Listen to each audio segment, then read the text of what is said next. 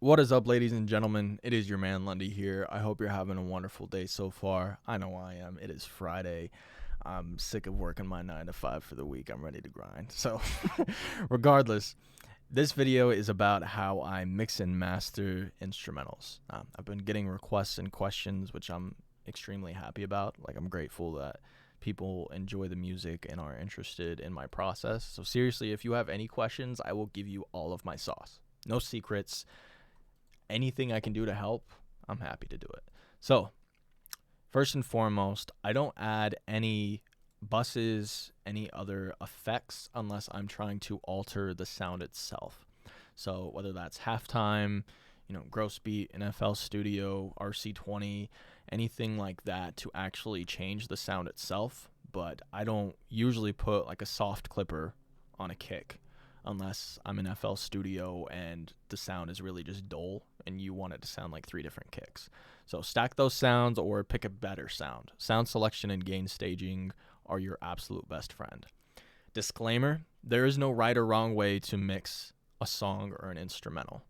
Varies across each genre, each sound, each ear, personal preference. No matter how much time you spend on a mix, how much of your soul and heart you put into a song, there's always going to be somebody out there that thinks it's dog shit. And that's okay. Same with my music. Not everybody likes it. I'm not everybody's cup of tea. And I don't give a fuck about that because it's not for them. We make music for us and the people that enjoy it. Remember? That's what it's all about, making an impact.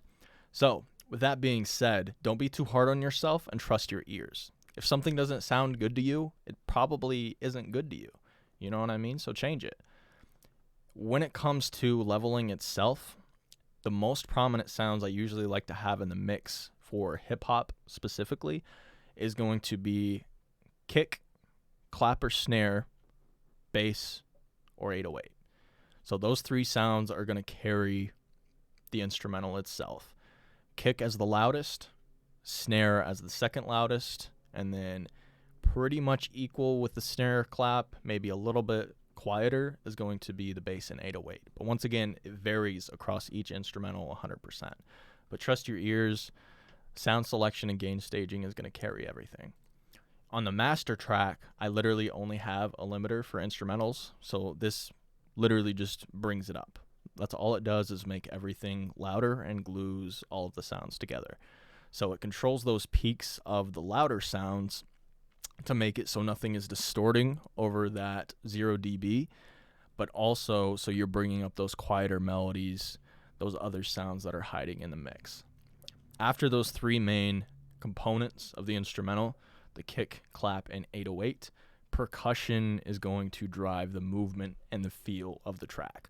So I'm going to play this, show you what it sounds like with the hi-hat, and then I'm going to bring down the hi-hat and hide it in the mix. Whole shit sounds different. The movement is coming from that rhythm. That's what's making you move. That's where you find your flow. So, once again, there's no right or wrong way, but trust your ear, man. Don't focus too heavily on the visual aspect, especially early on, because this will trick you, I promise.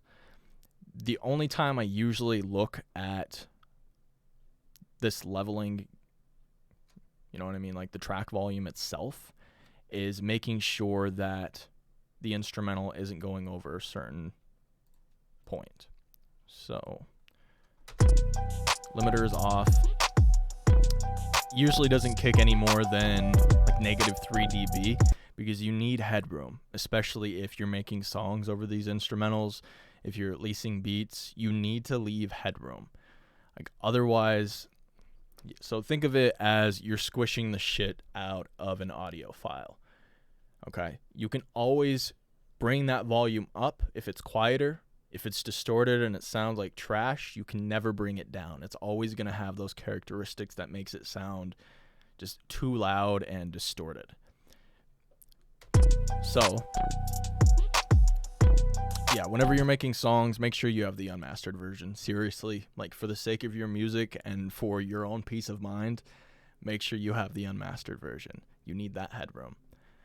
So, getting into the melody itself usually varies based on each track, but For this one in particular, it's like around, negative 12, negative 16 dB.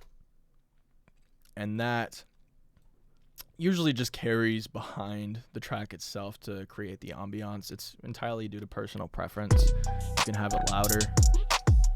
Oh, those are the hi-hats. It probably makes a difference, doesn't it?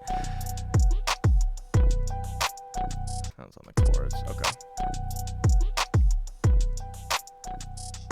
Yeah, so it still works because those same components are still carrying the track. The rhythm, the drums, that's everything. But if you have it too loud, you know what I mean? Like, you can hear it being squished, and it just completely destroys the sonics and the emotion.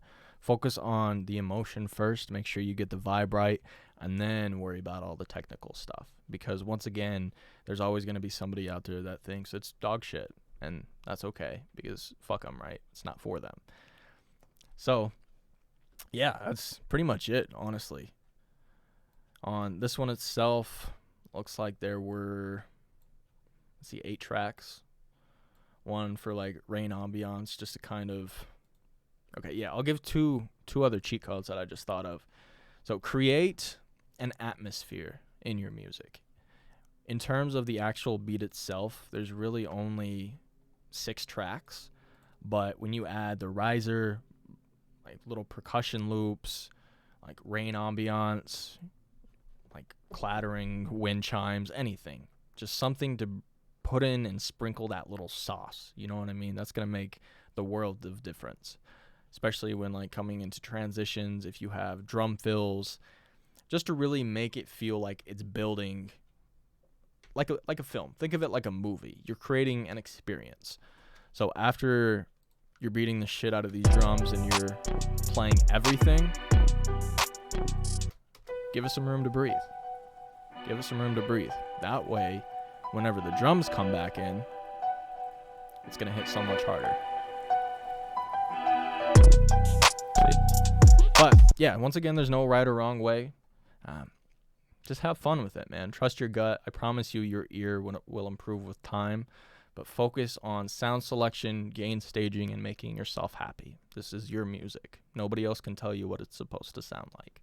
But as always, I'm happy to answer any questions, anything to do with my process. Hopefully you got some value out of this video, even though I've kind of just like talked at the screen for a few minutes. But yeah, hopefully you got some sort of value out of this. Let me know if you have any questions whatsoever. I will give up all of my secrets. There are no secrets when it comes to making music. All of my sauce, anything to help you guys along your journey, please just let me know. You know what I mean? I started making instrumentals because I needed beats for my rap songs. That's why I started making instrumentals, just for the sake of self-sufficiency. And now at this point, the production is really one of my favorite aspects of making the music. So you really never know what it's going to turn into. Just have fun, follow your heart, and you're never going to steer yourself wrong. So once again, that's the end of the video. Usually don't know how to end these things, but I hope you have a wonderful rest of your day. Seriously, let me know if you have any questions. I'm happy to help. Later, guys.